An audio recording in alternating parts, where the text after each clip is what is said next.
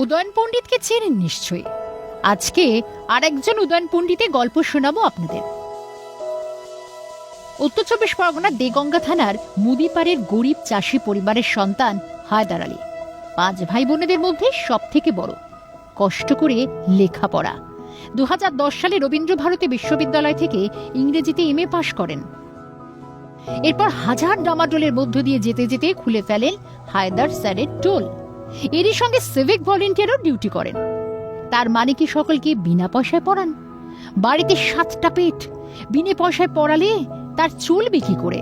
কিন্তু পয়সা নেন নামমাত্র, আর সেটুকু যারা দিতে পারেন না তাদের উপরে কোনো জোর নেই।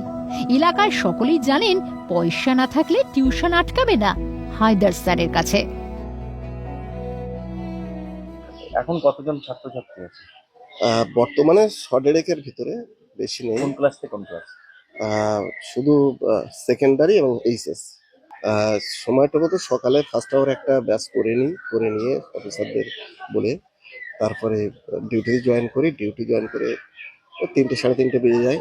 তারপরে আবার সন্ধ্যা 5টা থেকে আবার শুরু করে দিই, রাত 11টা 10টা 11টা পর্যন্ত। হ্যাঁ, অনেকেই আছে দুস্থ এবং মেধাবী, তাদেরকে ফ্রি অফ কস্টে সার্ভিস দিয়ে যাবে।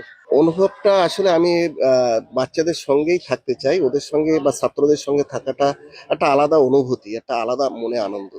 বর্তমানে শতাধিক ছাত্রছাত্রী রয়েছে হায়দার আলীর টুলে। প্রতিদিন সকাল 9টা পর্যন্ত ছাত্র পড়িয়ে যোগ দেন ডিউটিতে। কুচিকাছাড়া তার বুকের পাঁজরের মতো। স্কুল ছাত্রদের হাত ধরে পার করিয়ে দেন রাস্তাটাও। সিনিয়র অফিসারেরাও জানেন হায়দারের শিশু প্রেমের কথা, তাই হায়দারের ডিউটি পড়ে স্কুল লাগোয়া রাস্তাতেও। সর্বোপরি রাধাকৃষ্ণন বলেছিলেন, সত্যিকারের শিক্ষক তাঁরাই যাঁরা আমাদের ভাবতে সাহায্য করেন। হায়দার আলীর মতো মানুষরা সত্যিই আমাদের ভাবান। দেগঙ্গা থেকে পঙ্কজ বিশ্বাসের রিপোর্ট, ক্যালকাটা নিউজ।